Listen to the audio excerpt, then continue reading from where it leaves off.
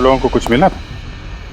नहीं सर, ऐसे तो नॉर्मली पता चल जाता है कि आग कैसे लगी, पर यहाँ पर तो कुछ पता ही नहीं चल रहा है कि आग लगी कैसे। अच्छा ठीक है, देखो एम्बुलेंस कहाँ तक पहुंची। जी सर।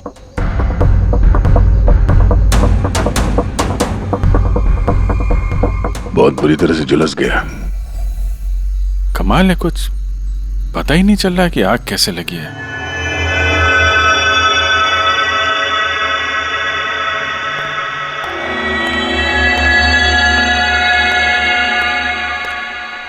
कैसे हुआ ये सब?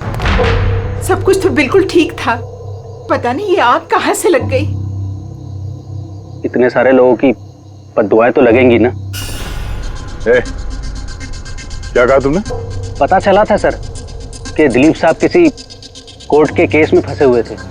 काफी बड़ा चक्कर था, लेकिन अभी कुछ दिन पहले छूट भी गए थे। काफी लोग नाराज भी थे इस बात से। कहीं इसी चक्कर में किसी ने दिलीप को मार तो नहीं दिया? नहीं, कोर्ट ने बरी कर दिया था मेरे पति को, उन्होंने कुछ भी नहीं किया। क्या केस क्या था?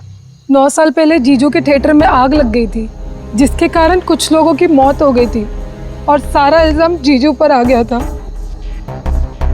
ऐसे कैसे हवा में आग लग सकती है? जरूर किसी की प्लानिंग है। किसी पे शक है आप लोगों को?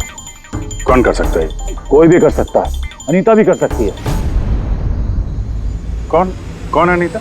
टोनी की वाइफ, और वो आज यहाँ आई भी थी।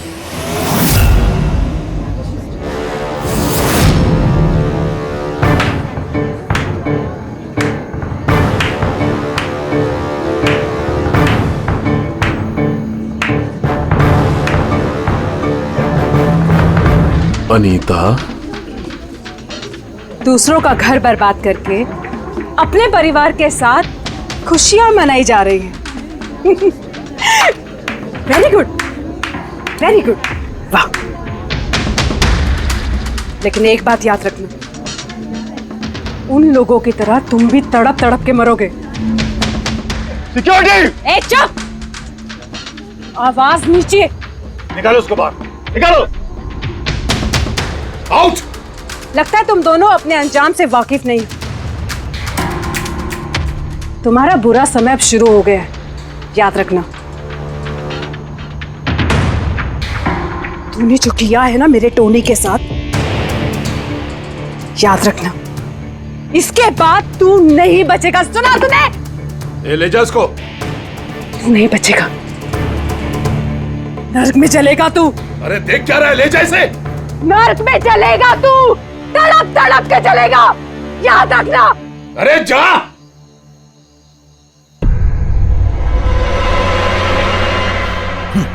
Let's enjoy Rohan. अरे भूल जाओ।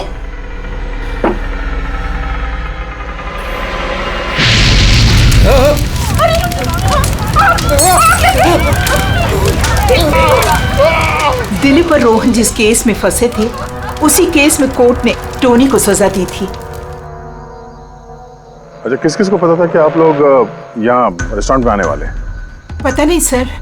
अच्छा, दिलीप जी के आने से पहले इस चेयर के आसपास किसी को देखा था क्या?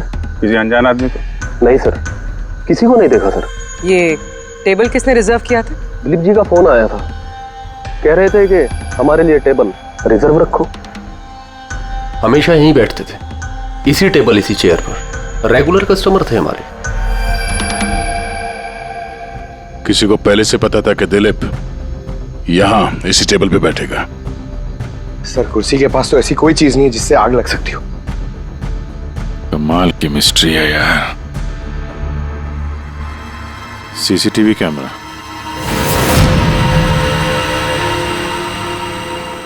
इसकी फुटेज से पता चलेगा क्या हुआ था यहाँ पे। ओह माय गॉड, ये सब कैसे हो गया?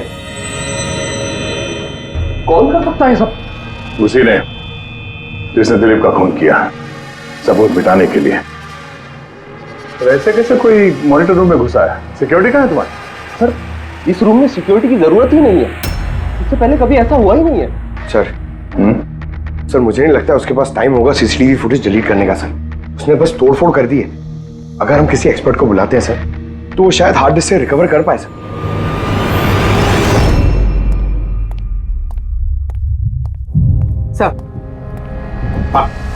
सर 9 साल पहले दिलीप और रोहन का एक थिएटर था जिसमें आग लग गई थी। एग्जिट और एंट्री डोर बंद होने की वजह से इस आग में 12 लोग जल के मर गए थे। विक्टिम्स की फैमिली ने केस किया तो इन्वेस्टिगेशन में पता चला कि उस वक्त एक गार्ड ड्यूटी पे था। हाँ, टोनी। हाँ सर कोर्ट में साबित हो गया कि टोनी ने बहुत शराब पी रखी थी और शराब के नशे में वो इतना धुत था कि वो इमरजेंसी एग्जिट भी खोल नहीं पाया। हाँ, बस टोनी की बीवी अनीता ये मानने को तैयार ही नहीं कि गलती टोनी की है। सर सिर्फ उसका ही नहीं, बहुत सारे न्यूज़पेपर आर्टिकल्स ने भी कोर्ट के इस फैसले के खिलाफ आवाज उठाई थी। जब ये हादसा हुआ था उस वक्त दिलीप और रोहन के खिलाफ सॉलिड एविडेंसेस थे, लेकिन फिर केस चलता रहा। 9 साल हो गए। कुछ विटनेसेस ने गवाही बदल दी और कुछ कंट्री से बाहर चले गए। सर, दिलीप और रोहन ने जरूर पैसे और पावर का इस्तेमाल किया होगा और ये बात टोनी को पता चल गई होगी। उसी ने भेजा होगा अनीता को दिलीप को मारने के लिए। पर फ्रेडी, जब अनीता वहां थी ही नहीं तो आग लगाई कैसे? नहीं, सिक्योरिटी वालों ने तो उसे बाहर निकाला था रेस्टोरेंट में से। ऐसी कौन सी चीज है जो अचानक आग लग सकती है? सर शायद डॉक्टर सालुंके हमारी मदद कर सके, या फिर अनीता।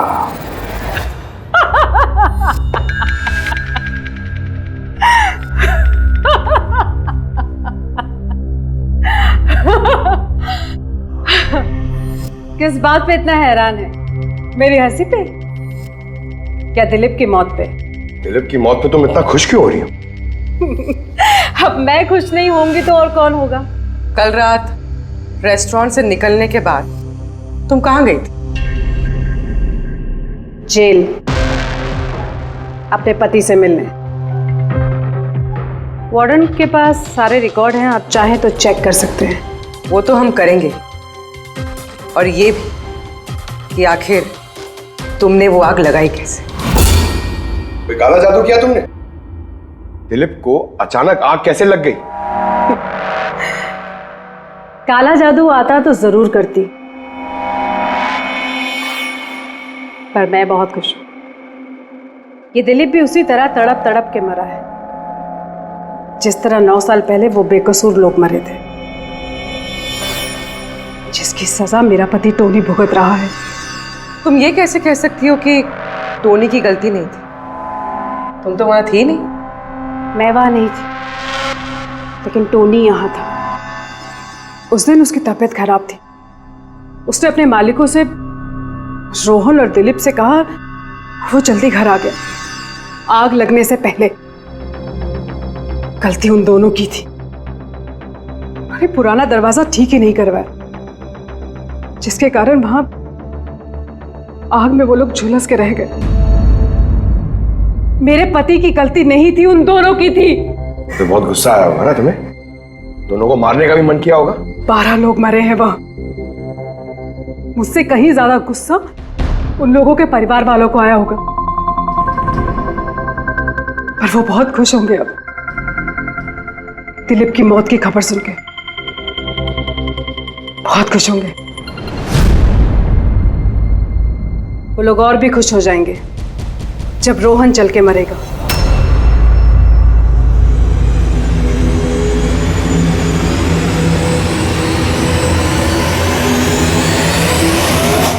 सर 42 लोग हैं, उन 12 विक्टिम के करीबी रिश्तेदार और फैमिली वाले। सस्पेक्ट ज्यादा और वक्त कम।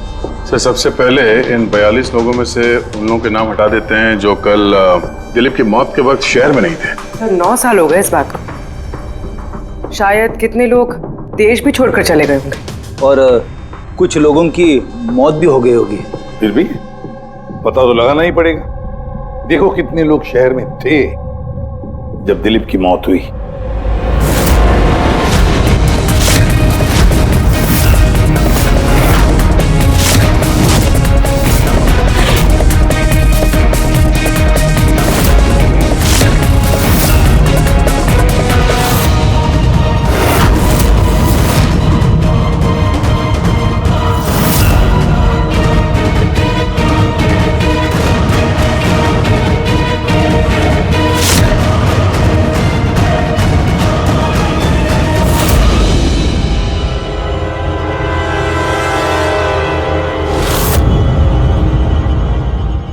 हाँ पंकज, कितने बजे? 27 लोग हैं सर जो उस वक्त शहर में थे और उनके पास दिलीप को मारने की वजह थी। ठीक है, बुलाओ सबको ब्यूरो में, देखते हैं क्या कहानी सुनाते हैं ये लोग अपनी बेगुनाही की। जेम्स, तुम्हारे पिताजी 9 साल पहले थिएटर में लगी आग में जलकर मर गए, है ना? Yes sir. आपके हस्बैंड फिल्म अकेले देखने गए थे? उस दिन मैं बिजी थी, इसलिए वो अकेले ही चले गए। कल रात कहाँ पर थे तुम? सर मैं अपने फ्रेंड्स के साथ था। सर मैं पासपोर्ट ऑफिस गया था। उन दोनों को मैं ऐसे बच के नहीं जाने दूंगी। तो क्या किया तुमने? सोचा कि दिलीप से फेस टू फेस मिलूंगा और उससे पूछूंगा कि तुमने ऐसा क्यों किया। सर उसके बाद मैं अपने फ्रेंड के साथ घर पे गया। मैं अपनी वाइफ के साथ मॉल में था। सर आप मेरे फ्रेंड से पूछ सकते हैं। सर मैं उससे मिलता तो रेस्टोरेंट तक जिंदा नहीं पहुंच पाता। दिलीप को उसके किए की सजा मिल गई। मुझे मालूम चला रेस्टोरेंट से कि दिलीप के साथ क्या हुआ तो दिल को सुकून मिला सर। अब बचा रोहन, उसको भी उसके किए की सजा जरूर मिलेगी। अब इन 27 लोगों में से उन लोगों के नाम रहने दो जो घुमा फिरा के जवाब दे रहे थे और जिन्होंने अपने जवाब पहले से ही तैयार करके रखे थे।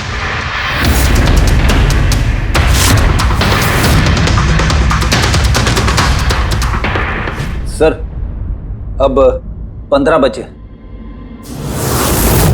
अब इन 15 लोगों को उस दिन के बारे में पूछते हैं जब 9 साल पहले थिएटर में आग लगी थी। देखते हैं किसे सबसे ज्यादा गुस्सा आता है, कौन मुंह फेर लेता है। सर मेरा भाई 10वीं पास हो गया था। उसने कहा पार्टी देनी है, दोस्तों को पिक्चर दिखाना है, पैसे दो। सर मैंने वो पैसे उसे दे दिए। काश वो पैसे मुझे उसे देने नहीं चाहिए थे सर।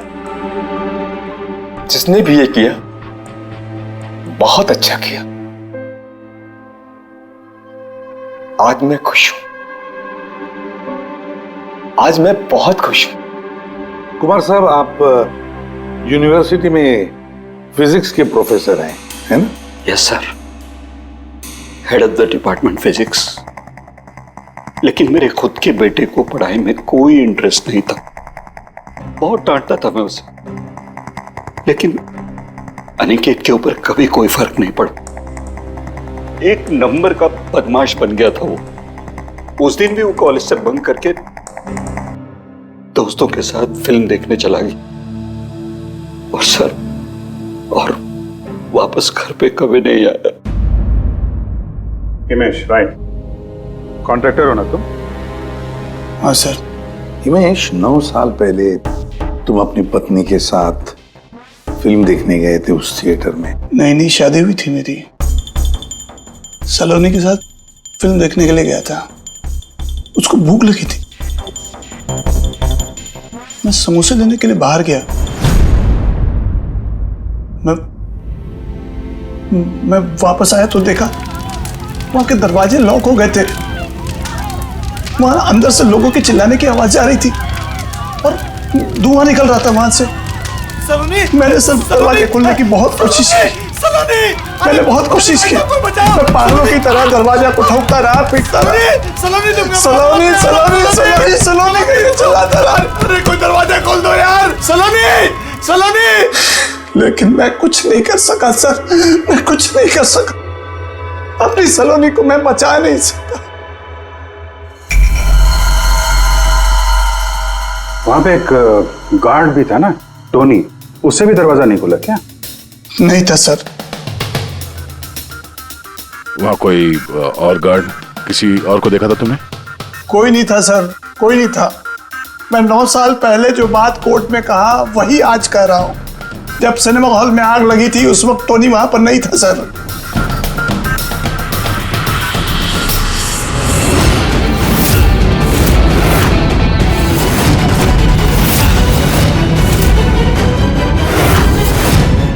सर ये है हमारे फाइनल 15 सस्पेक्ट जो दिलीप को मार सकते हैं। सो कॉप्स कह रहे थे कि फायरमैन को भी पता नहीं चला कि आग का एग्जैक्टली सोर्स क्या था।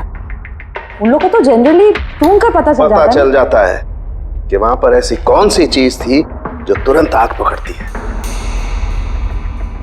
लेकिन उन्हें पता नहीं चला। उन्हें पता नहीं चला। उन्हें इसलिए पता नहीं चला क्योंकि उस चीज की ना तो कोई खुशबू थी ना कोई रंग था। एग्जैक्टली सर, मतलब अगर लिक्विड होता ना तो इस दिलीप को पता चलता जब वो चेयर पे बैठता, उसे फील होता। और अगर पाउडर होता तो हमें टेस्टिंग में पता चल जाता। इसका मतलब ये तो गैस, जिसका मतलब ये गैस है। गैस? तो इसीलिए उस फायरमैन को पता नहीं चला कि किस चीज से आग लगी है। इनफ्लेमेबल गैस बॉस, जिसे सिर्फ एक स्पार्क की जरूरत होती है आग पकड़ने के लिए। अच्छा, मुझे एक बात समझ में नहीं आ रही है। दिलीप इस कुर्सी पर बैठा था, तो गैस कुर्सी पर आई कहां से? कुर्सी से ही। क्या? कुर्सी से? वो ऐसे बॉस, जिस चेयर पे ये दिलीप बैठा था उसके नीचे की तरफ किसी ने ज्वलनशील गैस का स्प्रे किया हुआ था। मरते वक्त दिलीप के कांटेक्ट में दो चीजें थी, एक तो ये चेयर जिस पे वो बैठा था और एक वाइन का ग्लास जो उसने हाथ में पकड़ा हुआ था। हमने ये दोनों चीजें चेक की तो इस चेयर के ऊपर से हमें इनफ्लेमेबल गैस के कुछ ट्रेसेस मिले। बॉस, हमारे आसपास वातावरण में स्वतः ज्वलनशील पदार्थ होते हैं जो कभी कभी स्पॉन्टेनियसली जल जाते हैं, जैसे कि मार्श गैस एक नेचुरल बायोगैस है और ज्वलनशील गैस इसका मेन कंपोनेंट है।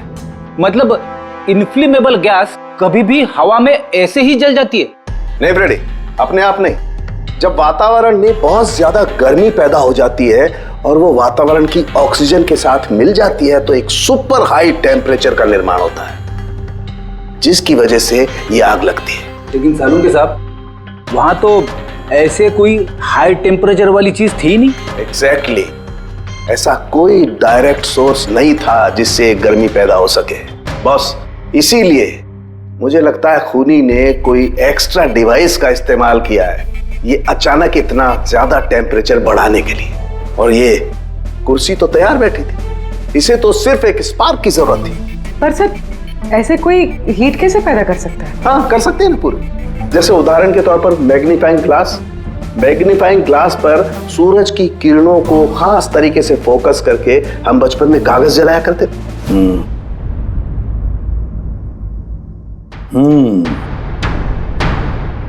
लगता है इस रेस्टोरेंट में फिर से जाना पड़ेगा। पता लगाना पड़ेगा किस चीज से आग लगी है।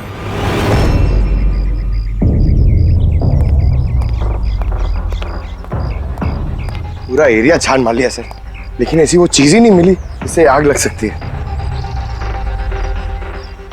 और ये ओपन रेस्टोरेंट है। जब खूनी ने दिलीप के चेयर के नीचे वो इनफ्लेमेबल गैस स्प्रे किया तो किसी ने तो देखा होगा। वही तो, चेयर में अपने आप आग लग गई और दिलीप चल के मर गया। किसी ने कुछ देखा नहीं और ना ही कोई सबूत हमारे सामने आ रहा है। सर, उस डेटा एक्सपर्ट ने सीसीटीवी फुटेज रिकवर कर ली है, आप देख सकते हैं सर। गुड, तुम लोग यार देख लो, तब तक मैं देखता हूँ यहाँ पे कुछ मिलता है क्या। सर, दिलीप और उसकी फैमिली के आने के 15 मिनट के पहले की फुटेज है ये।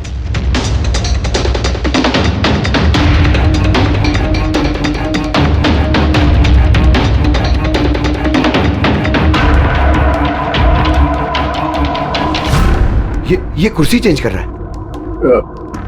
इसका कोई दूसरा एंगल है क्या इसी टाइम का? चेक कर। एक मिनट सर।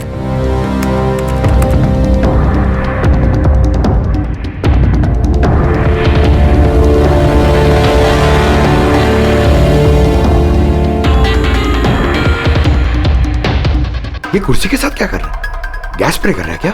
हाँ, उसने अपने चेयर पे गैस स्प्रे किया और उसने अपनी कुर्सी को उस कुर्सी से बदल दी जिस पे दिलीप बैठने वाला था।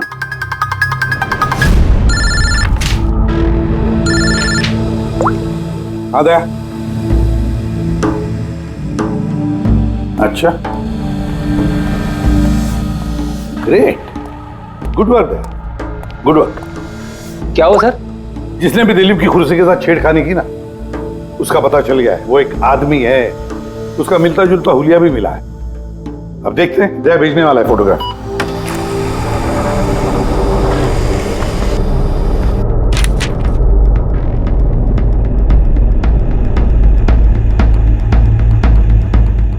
खूनी इन बचे लोगों में से ही कोई एक है, इन्हीं में से एक। और अब इसका अगला शिकार रोहन है।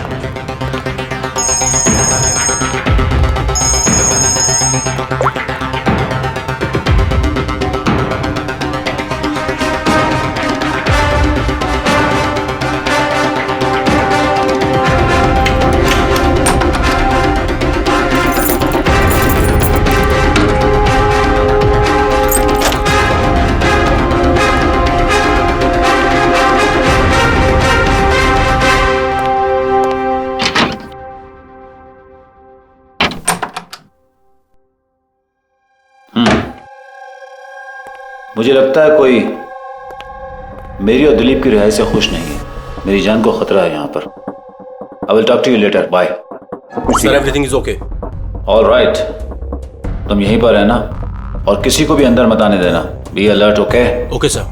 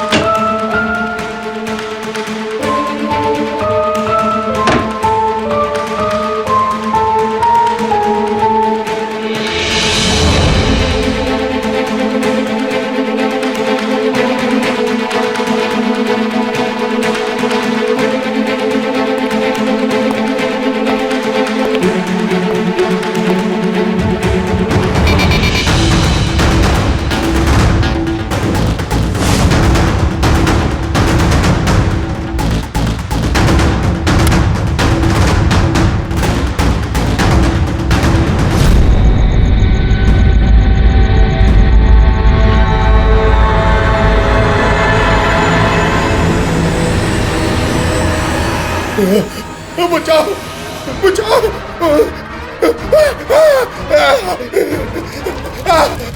बचाओ, पानी पानी, बचाओ बचाओ, कोई है?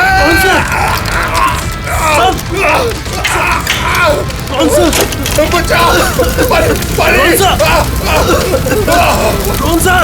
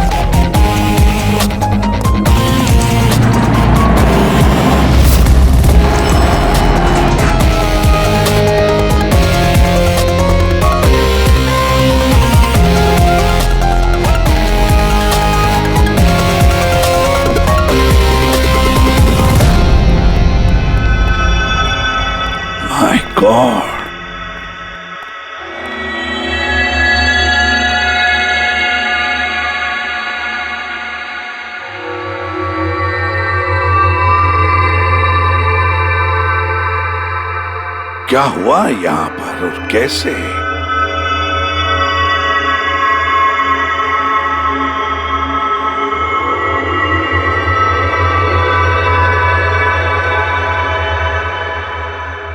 यहाँ पर भी और किसी किस्म की कोई स्मेल नहीं, सिवाय इस जली हुई लाश की बदबू के। यानी ये मर्डर भी इन्फ्लेमेबल गैस से हुआ है? शायद। ये सब हुआ कैसे? हाँ?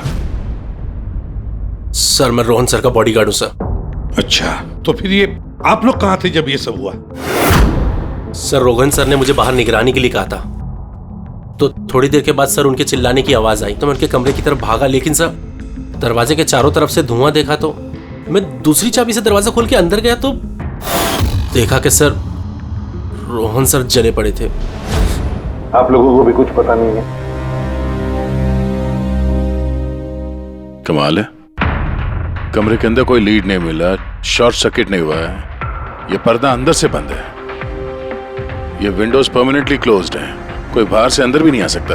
अब बाहर से अंदर कोई व्यू भी नहीं है, कोई देख नहीं सकता, तो फिर आदमी मरा कैसे? इससे लगी है आग बॉस।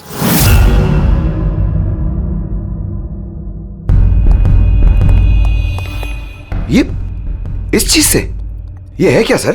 फिलामेंट है। फिलामेंट? इलेक्ट्रिक बल्ब के अंदर का फिलामेंट। और जब इस फिलामेंट में इलेक्ट्रिक करंट पास होता है तो ये गर्म होकर के लाल हो जाता है। बॉस, खूनी ने भी इसी टेक्निक का इस्तेमाल किया है उस ज्वलनशील गैस को जलाने के लिए। पर वहां रेस्टोरेंट में जहां पर दिलीप की मौत हुई थी, वहां पर तो हमें ऐसा कोई फिलामेंट वगैरह नहीं मिला। बॉस, इतनी छोटी सी चीज है, वो खुली जगह है, उड़ गई होगी शायद कहीं, लेकिन यहाँ तो पूरा कमरा बंद है, इसीलिए पलंग के नीचे मिल गया मुझे। लेकिन सर, फिलामेंट से करंट पास होने के लिए वायर्स का कोई ना कोई कनेक्शन तो होना चाहिए ना बेड तक। होगा, यही कहीं होगा जरूर। तो पूरा बेड चेक कर लिया हमने, कमरा चेक कर लिया, ऐसा तो यहाँ पे कुछ भी नहीं मिला सर। दया, वो दरवाजा कैसा? मैनेजर। Yes sir. वो दरवाजा कहाँ खुलता है? सर दूसरा रूम है जो इस रूम से कनेक्टेड है सर। अब वैसे ये रूम सील्ड रहता है, इसे कोई खोलता नहीं सर। खोलो दरवाजा। Yes sir. आइए सर।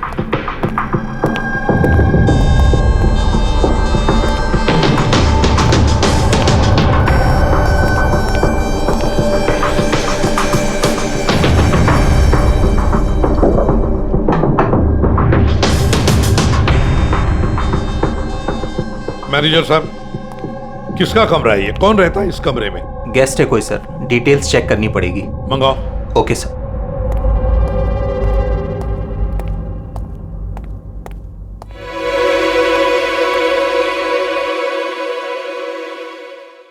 सर, वहां उस कमरे में जो कुछ भी हुआ है सर, वो इसी कमरे से किया गया। लेकिन अगर करंट इस रूम से पास किया गया है तो यहाँ से उस बेड तक कोई ना कोई वायर तो होनी चाहिए ना। और अगर वायर अगर होती तो बॉस रोहन को दिखाई भी देनी चाहिए। हाँ, शायद उसके बॉडीगार्ड ने भी देखा हो। बुलाओ उसके बॉडीगार्ड को। आप आओ यहाँ।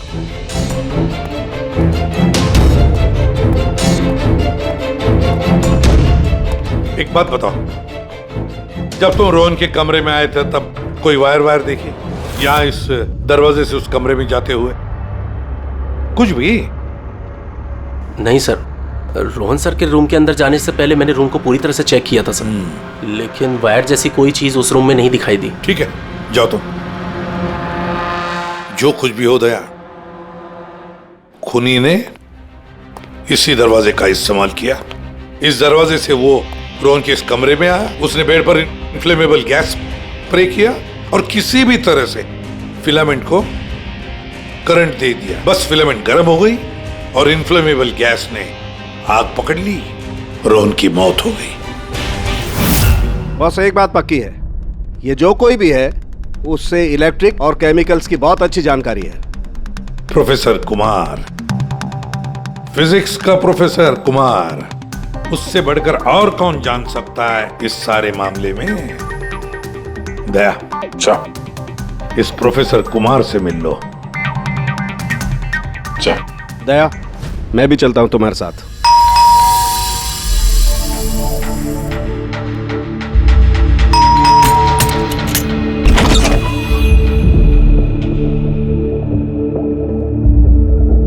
प्रोफेसर कुमार है घर पे? हाँ है, लेकिन आप लोग? सीआईडी सब ठीक तो है ना साहब? हाँ, उनसे कुछ पूछताछ करनी है। कहाँ है वो? बाहर बच्चों को पढ़ा रहे हैं, मैं बुला के लाता हूँ। कोई बात नहीं, हम देखते हैं।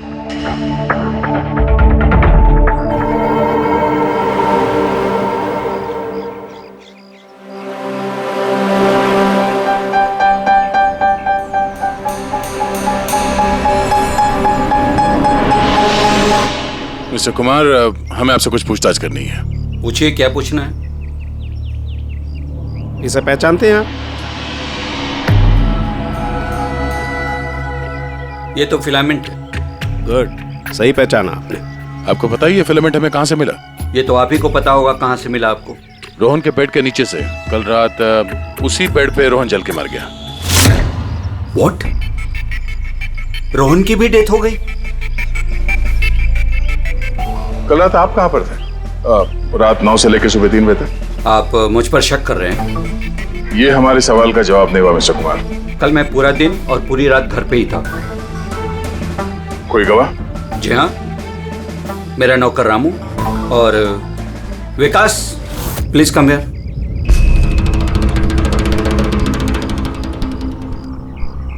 Yes sir. इन्हें बताओ मैं कल कहाँ था। सर हमारे एक्स्ट्रा क्लासेस ले रहे थे यहीं पे सर। कितने बजे से कितने बजे तक? सर शाम के 6 बजे से सुबह के 5:30 बजे तक। सर हमारे एग्जाम आने वाले हैं ना, तो हमने इस सर को रिक्वेस्ट किया था एक्स्ट्रा क्लासेस लेने के लिए। ठीक है सर, तुम जाओ बेटा। सर मेरे 5 स्टूडेंट्स और भी हैं जो कल सुबह 9 बजे से लेकर 5:30 बजे तक हमारे साथ थे। कहें तो उनको बुला लूं? ठीक है। अब मैं जा सकता हूं सर, बच्चों को पढ़ाना है। Please please. Thank you.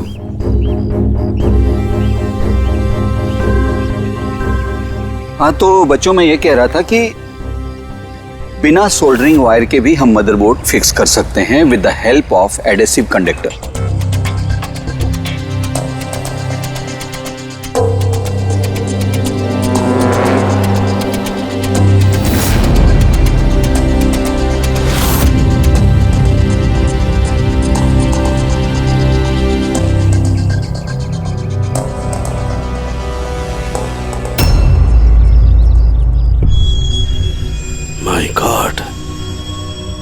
My God यार, ये क्या बात? क्या? अरे यार, ये गलती मुझसे कैसे हो गई? क्या? गॉड, बूढ़ा हो गया मैं, बूढ़ा हो गया मैं। दया, एक काम करो। 1 घंटे बाद फॉरेंसिक लैब में मिलो, कुछ बताऊंगा। 1 घंटे बाद। अरे वो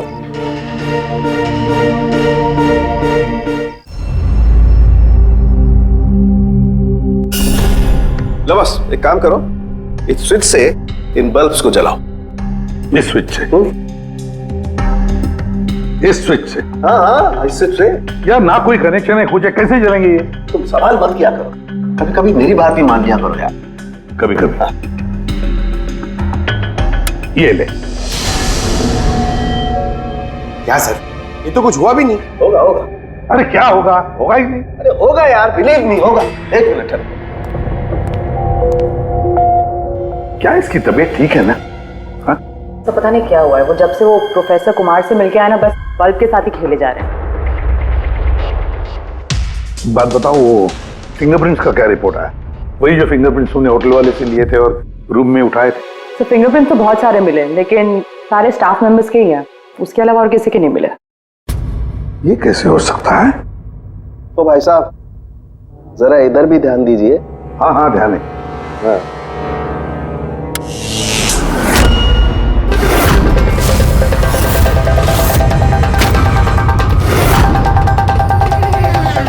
अरे सर, ये बल्ब जलने कैसे लगे? क्या बात है सालूके साहब, बिना वायर के सारे बल्ब जला दिए। लेकिन सालूके साहब, ये सब आपने किया कैसे? ठीक वैसे ही हुआ ये फ्रेडी, जैसे कि खूनी ने किया था उस दिलीप की कुर्सी पे और रोहन के बेड पे। जादूगर सालुंखे, जरा साफ साफ बताइए, आपने ये किया कैसे? करंट क्या हवा में से आया? हवा में से नहीं आया बॉस, करंट आया है इलेक्ट्रिक पेंट के जरिए। Electric paint? हाँ, इलेक्ट्रिक पेंट। दरअसल बिजली के जो तार होते हैं वो मेटल के होते हैं, और metal is a good conductor of electricity, इसीलिए करंट उनमें से पास होकर के जाता है। ठीक इसी तरीके से कुछ पेंट भी होते हैं जिन्हें हम इलेक्ट्रिक पेंट कहते हैं, और ये भी गुड कंडक्टर ऑफ इलेक्ट्रिसिटी होते हैं। इनमें से भी इलेक्ट्रिसिटी पास हो सकती है, और कमाल की बात यह है कि ये किसी भी कलर में मिल सकते हैं। जो आसानी से किसी भी बैकग्राउंड में मर्ज भी हो सकते हैं। ओह, इसीलिए हमें होटल रूम में और रेस्टोरेंट में कुछ दिखा नहीं सर। Exactly that. खूनी ने दरअसल होटल के कमरे का और रेस्टोरेंट के फ्लोर का दोनों का कलर इस कलर के साथ मैच किया, इसीलिए हमें दिखाई नहीं दिया। तो ये इलेक्ट्रिक करंट, आई मीन ये जो इलेक्ट्रिक पेंट है, ये आसानी से मिल जाता है? हाँ, मिल जाते हैं। दरअसल इलेक्ट्रिक सोल्डरिंग और रिपेयरिंग के काम में आते हैं, और इनकी सबसे बड़ी खासियत ये है कि ये आमतौर पर नंगी आंखों से दिखाई नहीं देते, सिर्फ इंफ्रारेड लाइट में ही ये दिखाई देते हैं। मैं दिखाता हूं।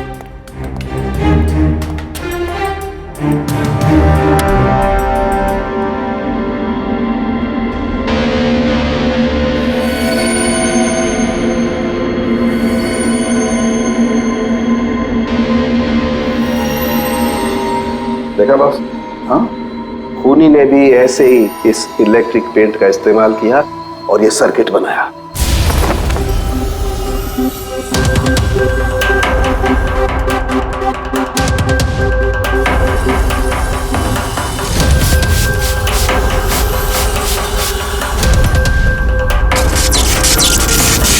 एक बात तो पक्की है, ये जो भी कोई है उसे इन सारी चीजों की पक्की जानकारी है।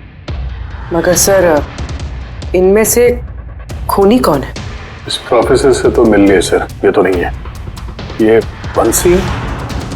बंसी तो एक क्लर्क है, और मुझे नहीं लगता कि एक क्लर्क को साइंस की इतनी जानकारी होगी। सर, इनमें से सबसे ज्यादा पढ़े लिखे तो ये प्रोफेसर ही लग रहे हैं। कोई ऐसा जो प्रोफेसर जितना इंटेलिजेंट तो नहीं है, लेकिन इसे इन सब चीजों की जानकारी है।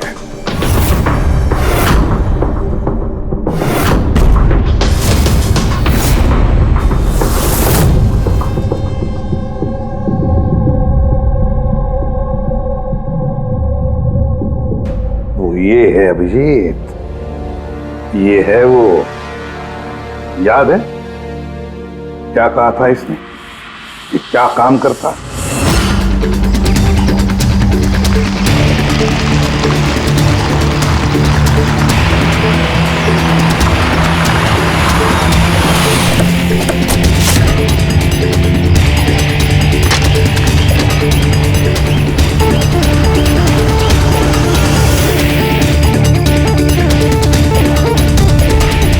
चले ससुराल।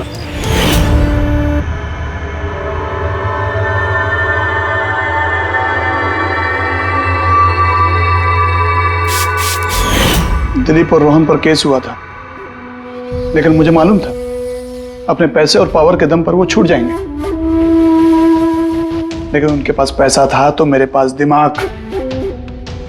कई महीनों तक उनका पीछा किया, वो कहां जाते हैं, क्या करते हैं, किससे मिलते हैं, सब कुछ। आखिर मैंने दोनों को मारने की तरकीब ढूंढ ही निकाली, इलेक्ट्रिक पेंट्स और सर्किट्स के जरिए। ये दोनों के बारे में मुझे अच्छी खासी जानकारी थी। बस दे दी दोनों को सजा, दोनों को मार दिया जिंदा जलाकर, जैसे उन्होंने मेरी सलोनी को मारा था। हिमेश, तुम्हारी पत्नी के साथ जो कुछ भी हुआ उसका हम सबको अफसोस है, लेकिन दिलीप और रोहन को मारकर तुम्हें क्या मिला? क्या तुम्हारी पत्नी वापस आ गई? बदले की आग में तुमने 2 लोगों की जानें ली। कानून तुम्हें कभी माफ नहीं करेगा, तुम्हें कड़ी से कड़ी सजा होगी।